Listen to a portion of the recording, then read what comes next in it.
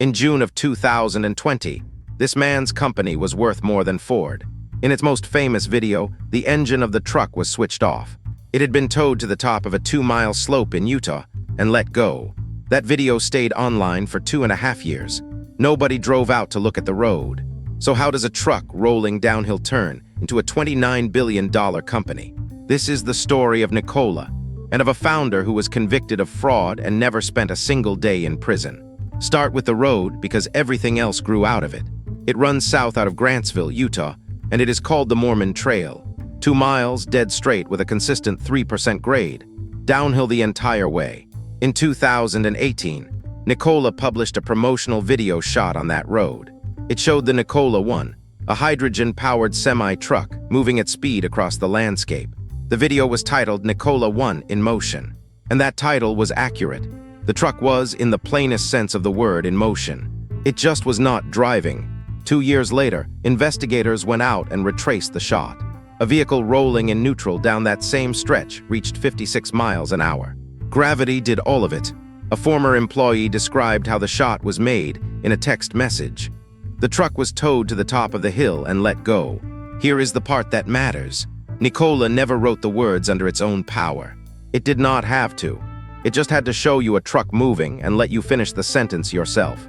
Trevor Milton founded Nikola in 2014. The name came from Nikola Tesla. One company had already taken the surname, so he took the first name. The idea underneath it was real, and it was good. Long-haul trucking runs on diesel, and diesel is the hardest part of transport to clean up. Hydrogen could solve that. Nikola was not selling a fantasy category. What made Milton different was not the idea, it was the channel. He went around the analysts and the trade press and spoke straight to ordinary investors, on social media, on podcasts, on television. And the things he told them were extraordinary. April 2019. 3.5 megawatts of solar panels, he said, up on the roof of the headquarters. Satellite images of that roof, taken in August of that year and again the following January, show bare concrete. There were no panels. There had never been any panels. December 2019. The largest hydrogen station in the Western Hemisphere, he said, right at their headquarters. Over 1,000 kilograms a day. July 2020. We are down below $3 a kilogram on our hydrogen now. That would have been the cheapest green hydrogen on Earth by a wide margin. Pressed on it in the same interview, he agreed with the interviewer's summary. They were producing no hydrogen at all. None of this was hidden in a filing. He said it out loud on camera and the market went up. On the 4th of June, 2020, Nikola went public. Not through a normal listing. Through a shell company that was already on the market and merged with it. That route skips most of the scrutiny a traditional listing forces on a company. 5 trading days later, the stock closed at $79.73. That put the company at roughly $28.8 billion, which on that day was more than Ford Motor Company. Ford was 117 years old. It had factories on 4 continents. Nikola had sold no trucks, not a small number of trucks, none. It had prototypes, renderings, a factory site in Arizona, and an enormous amount of attention. Milton's own stake was worth as much as $9 billion. On paper, which is a phrase worth holding onto for the rest of this. And then something happened that made all of it look justified. On the 8th of September, 2020, General Motors announced a deal. 11% of Nikola, valued at $2 billion, plus an agreement to build Nikola's consumer pickup, the Badger. The largest carmaker in America had looked at this company and said yes. The stock rose as much as 53% in a day. For anyone who had doubted Milton, that was the end of the argument. General Motors does due diligence. 2 days later, a short-selling research firm published 76 pages. Its title was, How to Parlay an Ocean of Lies into a Partnership with the Largest Auto Manufacturer in America. It described the hill outside Grantsville. It described the roof with no solar panels. And it described a detail that is somehow smaller and worse than either of them. Milton had called the inverters in his truck some of the most advanced systems anywhere.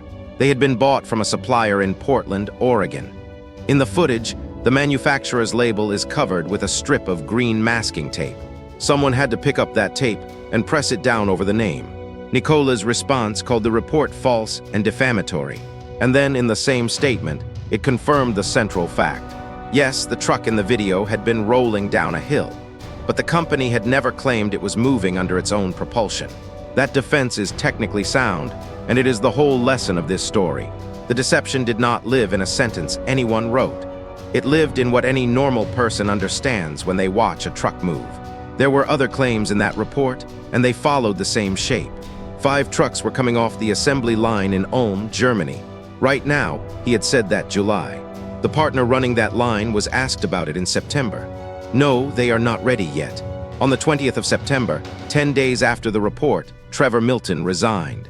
On the 30th of November, General Motors rewrote the deal. No equity stake, no badger. What survived was a narrow agreement to supply fuel cells. The stock fell 27% that day. 83 days had passed since the handshake. In July of 2021, federal prosecutors in Manhattan unsealed an indictment. Securities fraud and wire fraud. And the indictment made a point of describing who the victims were.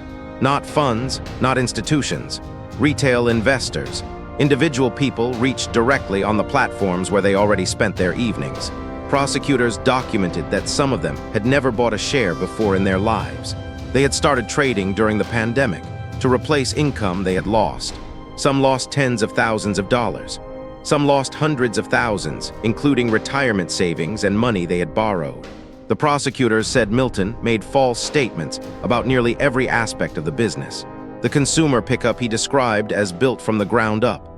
It was not, and it lacked basic equipment, including airbags. The order book he described on camera as billions and billions and billions and billions of dollars.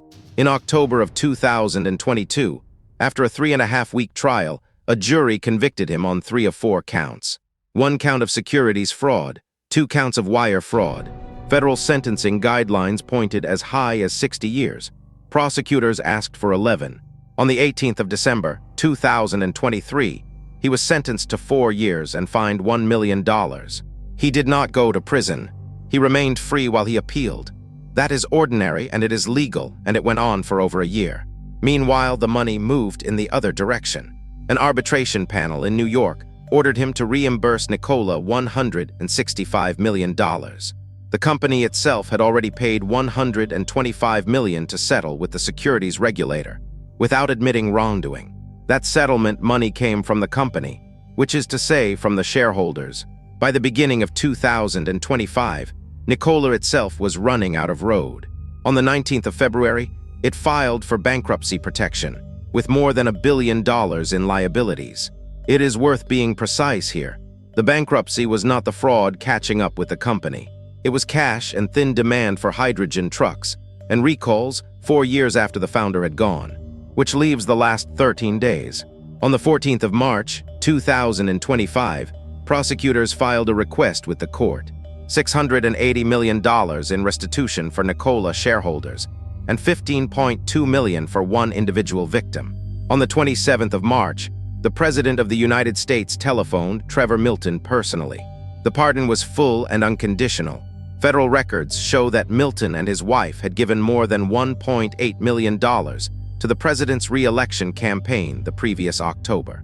He says the two things are unrelated. Both are matters of public record, and I will leave them sitting next to each other. What the pardon did do is settled. A pardon erases the punishment. It does not erase the verdict. The jury's finding stands. The 4 years did not, and with the pardon in hand, the judge could no longer order restitution of any kind. So the $680 million was never ordered, and the shareholders were never paid. In Builder AI, the revenue was recycled. In OneCoin, there was no asset at all. Nikola is neither. The trucks were real, and some of them were eventually delivered. What was faked was the calendar. The story arrived years before the engineering did, and that gap is where $29 billion appeared and where it went. Next file, the 4 million customers that did not exist.